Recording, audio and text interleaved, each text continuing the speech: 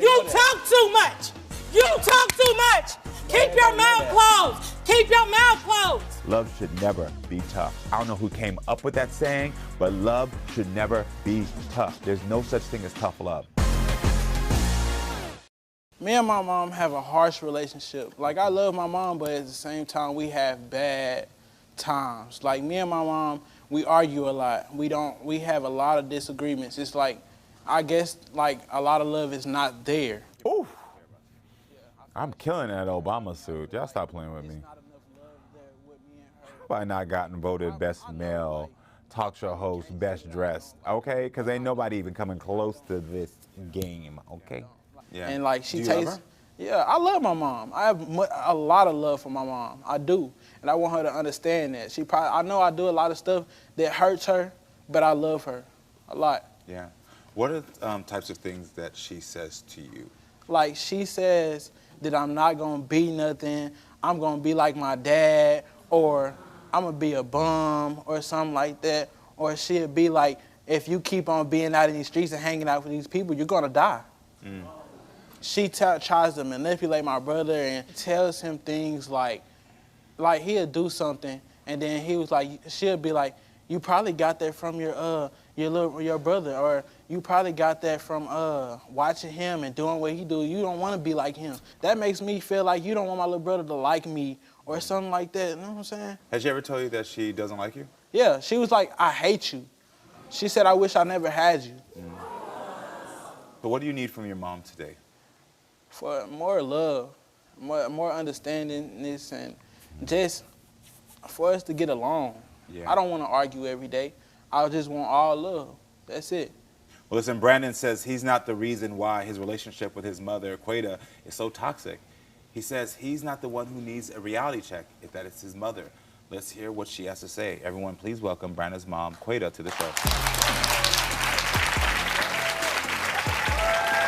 Brandon, you make me hate you. I don't hate you. You make me hate you. Because of the things how you talk to me.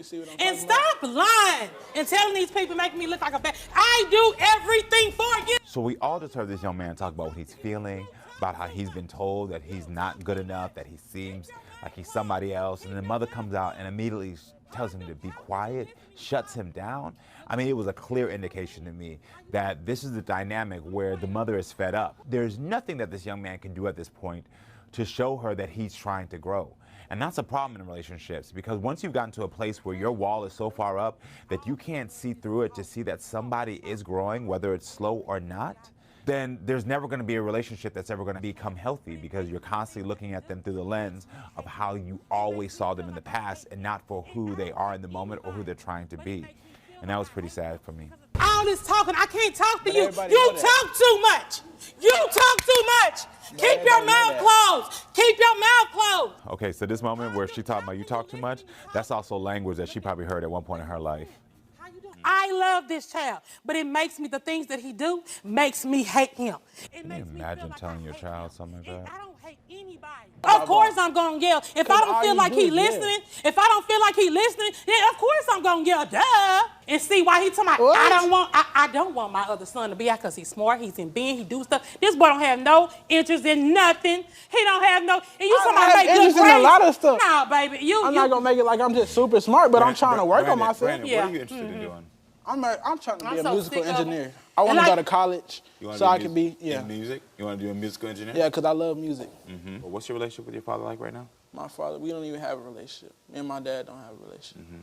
We don't. When was the last time your father told you he loved you? I don't even know.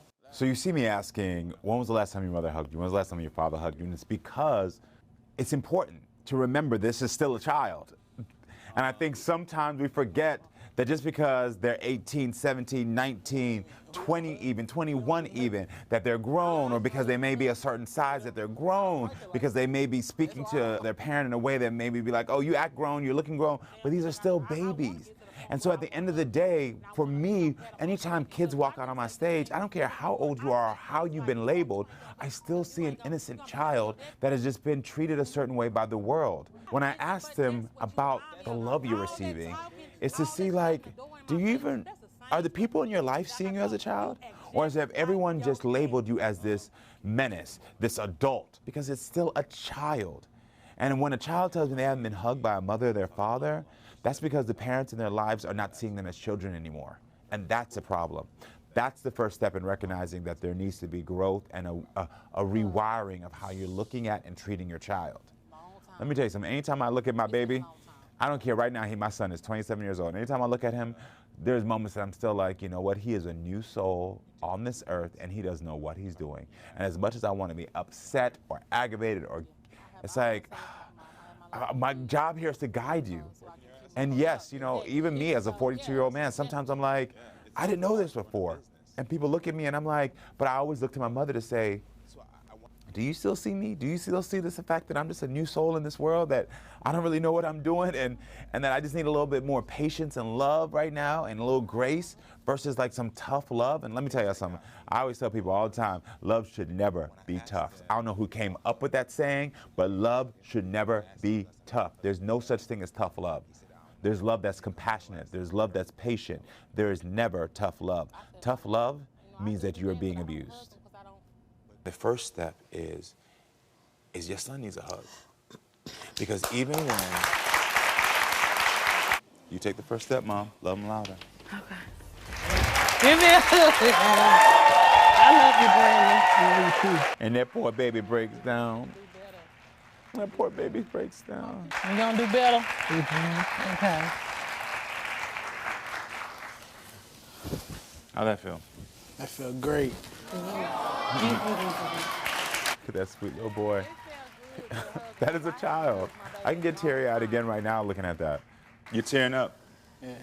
The little boy is tearing up. The reason I made them hug right there is because it's important to show people, like at the end of the day, this is a kid. He just wanted his mother to hug him. That's all he wanted. You come out here saying he's so tough, he's all these things, and in a moment of getting a hug, he has tears rolling down his eyes. There's something about physical touch that boosts your endorphins, that just makes you feel more connected to those around you, especially your mother. And so this is a great example for people at home to see, like, just one moment of, instead of showing this, like, I'm gonna have this, we're gonna be in this cantankerous relationship, just saying, I'm gonna show you compassion. How we just broke this child's energy into something that's beautiful and special. Can you commit right now to doing two things? The first thing is, when you're feeling angry and when you're feeling like, oh, I'm upset and you're about to go off, can you just do one thing for me and say, hey, Mom, I need to figure out how to be vulnerable right now. One thing that you see constantly on my show is at the end of any type of relationship or conversation is I tell people they got to make a commitment. Because the first step in healing is making a commitment of what you can do to be better. So I'm telling him, you got to make a commitment to this. I'm telling her, you got to make a commitment. Because now it allows them to hold each other accountable for, like, we both said we're going to be committed to this. It's like in your own life. If I say I'm committed to picking up somebody and you're committed to putting the gas in the car, if I walk in to get in the car and there's no gas and I'm on my way to pick them up, now you've broken your commitment. Now we have a conversation about why you broke your commitment versus like, you never do this, you never do that.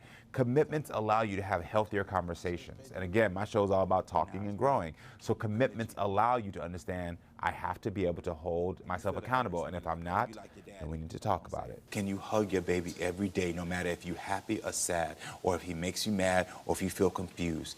It's your job to love him louder than whatever he's doing. So one of the things you've also heard me say on my show a lot is love me louder.